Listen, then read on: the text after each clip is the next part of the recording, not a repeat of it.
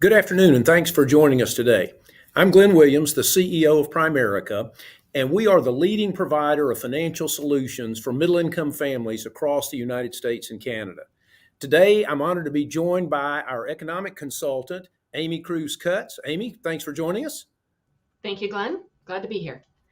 And today we're talking about the Primerica Financial Security Monitor and Household Budget Index and the unique position that gives us in the marketplace to advise middle income families. Let me tell you a little bit about Amy, if I could. She comes to Primerica with extensive experience advising on economic trends and public policy. She was formerly the Senior Vice President and Chief Economist at Equifax, also a Deputy Chief Economist for Freddie Mac, and she serves as a panelist for the Wall Street Journal Economic Forecasting Survey. Most importantly, she is the creator of the Primerica Household Budget Index. At Primerica, we built our business serving middle-income families, and we do that with a multi-step process. We begin by helping families assess their current financial conditions, then helping them set goals for the future. Third, by helping them build a roadmap from where they are today to where they would like to go. And finally, by helping them implement that game plan on a day-to-day basis. Doing that for 47 years has given us a unique understanding of middle-income families' finances. We've helped a lot of families for a lot of years. At the same time, we're working hard to make sure we have a better understanding of those families' financial needs. And that's why in July of 2020, we introduced the Financial Security Monitor, a quarterly survey of consumer perception around their financial conditions. And Amy, when you first joined us in our unique partnership, we already had the Financial Security Monitor in place, and you got a chance to observe the type of perceptions that we were understanding. Talk a little bit about your reaction to seeing the Financial Security Monitor in progress. Well, Glenn, first off, your timing couldn't have been better. You put it in the field just before the pandemic hit, so we kind of had a little window before that happened. But so much has happened in the economy and the Financial Security Monitor. Your questions, you've been flexible to what's happening in the economy. So we really get, things that other surveys, even government surveys, don't show us because they're sort of stuck with a tight window around what they can ask. And you're right on the pulse of what's impacting middle income families. So that, for me as an economist, this has been a great window into how consumers are reacting to what's going on around them. It truly does give us a unique understanding of the perceptions of those consumers. It's a qualitative assessment, but then we decided we wanted to know even more and understand these middle income families' financial circumstances even better. And that's why you helped us in August of 2023 introduce the Household Budget Index, which is a measure of purchasing power, where we look at the cost of necessities like food, gas, utilities, and healthcare, and compare that with household incomes increasing or decreasing. And that way we got a quantitative analysis to go along with the qualitative analysis of the Financial Security Monitor. Talk, if you would, just a little bit in the early months of the HBI, how you've seen it measuring these middle-income family circumstances and what we've learned in just a few short months. Sure. So one of the things that I think is really great about how Primerica thought about the Household Budget Index was to get a sense of how the volatile components of inflation are impacting households. Economists like to talk about stripping out food and energy prices because those things jump around, and they're looking more for like the permanent part of inflation. But households don't get to do that. They have to pay for gas every time they fill up, and they've got to buy groceries for the kids and for themselves to eat. So this budget index really takes into account how household finances of middle-income households are getting whipsawed by the economy. And like last month, we saw a pretty good increase in the household budget index because gasoline prices came down. But they're still up 60% from where they were at the beginning of our sort of reference period, which was January of 2019. So I think it really gives us that finger month to month on what's happening between these really big budget items. They're about 35% of household budgets, and how those are impacting their ability to make the money stretch all the way to the end of the month. I love the way it gives a laser focus on the things that are most important to households when it comes to their finances. Everyone hears the announcement every month about the CPI and whether it's gone up and how much, and sometimes don't really understand how it impacts them and their family at their level. And I think the HBI does a very unique job of doing that. There's nothing else like it in the marketplace, I think, to measure how middle income families are feeling financially. And then on top of that, how it's actually impacting them, the math behind the feeling. And now I think, Amy, with the new white paper that you're introducing, we get an opportunity to pull those two together in a unique way and compare the perception versus the reality. So talk, if you would, for just a minute about the purpose of the white paper, why you decided to do it, and then we'll dig into more to exactly what it revealed. So when there's been a lot of talk, economists get surveyed every month by the Wall Street Journal and other outlets about what's the probability of a recession happening in the next 12 months? And a year ago, economists were like, it's 60%, and now we're at 48%. But I think for a lot of households, they're already in recession. And a big part of that is this inflation picture comes in, and middle income households, the very households that you survey and that we focus on the Household Budget Index, have ended up spending on average $2,400 more than they might have budgeted for back in 2019. This is cumulative on food, gas, utilities, and healthcare. I don't know where you come up with an extra $2,400, but I can tell you that it hit me pretty hard on the bottom line. And that aspect of why, we keep talking about this great economy and the labor markets are tight and wages are rising and we can't find enough employees. And so we're paying lots of signing bonuses. And then we look at the consumer sentiment survey and consumers are down. Well, how can they be down? Things are so great.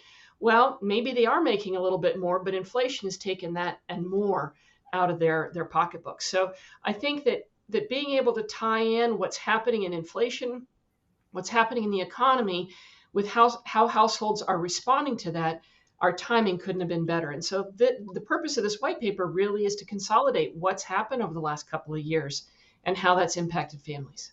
I think you've hit on a very important point, Amy, because the cumulative impact of kind of the negative financial conditions over a period now of probably almost 30 months of being underwater on the household budget index, as we've looked backwards at what it would have registered had it existed at that time, has created that $2,440 deficit that you talked about. And no matter how good maybe or improving, let's say they're improving rather than good, how much the current stats are improving, we've still got quite a hole to dig ourselves out of as middle income families, or a hole to fill in, if you will.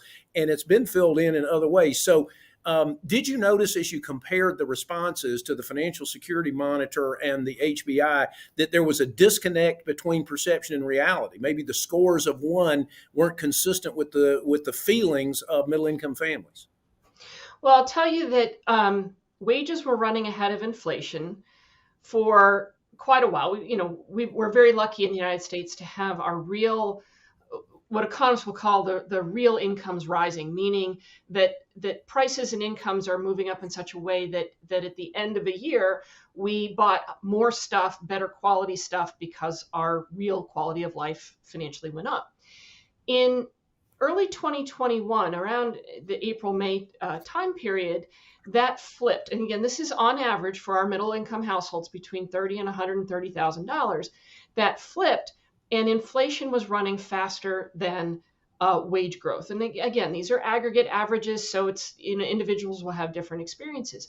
But what I saw in the Financial Security Monitor was between the third and fourth quarters, 2022, inflation's not going higher than wages at that point. Again, in aggregate, we saw a 10 percentage point jump in the number of respondents saying that their income wasn't keeping up with inflation. So they were already seeing it before it was really showing up in the aggregate statistics. So when it finally roared ahead of the 2% target from the Fed and also earned income gains, the Fed was kind of caught flat-footed and they started to raise interest rates, but that's just kind of adding to the pain. Not so much for our households that, I don't know how often people go and borrow, but it would have affected their credit card interest rates, not so much their car or mortgages. But it just tightens everything else up. Maybe the jobs start to slow down a little bit, or we work fewer hours. There's a lot of ways in which companies respond to those higher interest rates that directly impact the households we survey. Yeah, and I think you pointed out something that's very important. It's tracking the trending, particularly on the Financial Security Monitor, so that you can see how sentiments are changing. It's not just a snapshot at this moment, it's to see how they're evolving. And if we're going to understand those families better and help them better, we kind of have to know which direction their emotions are going. Are they going in a positive direction or a negative direction?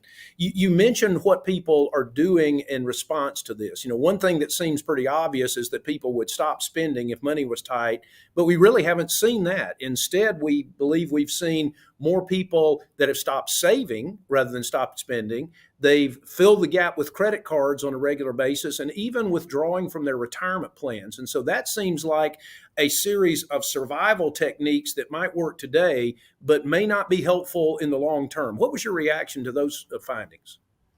Well, it's logical, right? That gasoline prices go up. You still got to put gas in the tank, but now you're $200 behind this month because of that increase in costs, and that adds up over time. And maybe for a month or two you kind of skim by, but then you really got to tap into those resources. The sad part for me is that if this is what's happening in the so-called booming economy, what happens when we really do hit recession and we start to see layoffs that are wider than the tech sector in Silicon Valley? So that has me concerned because, again, on paper this looks like a great economy until I look at things like the Household Budget Index and I look at the Financial Security Monitor, and maybe things are great for people making more than $130,000 outside of our survey, but I'm not seeing it in the data of the folks that we're looking at. And if that's how we are in a so-called good economy, then I really worry about how far behind we're going to fall should we actually tip into a recession and see some real layoffs. Yeah, those risks, I think, are critical for middle-income families because they've got to plan for today and survive today. But I think they also, more than ever, need help with the discipline, the budgeting, the understanding of how today's decisions impact tomorrow's results.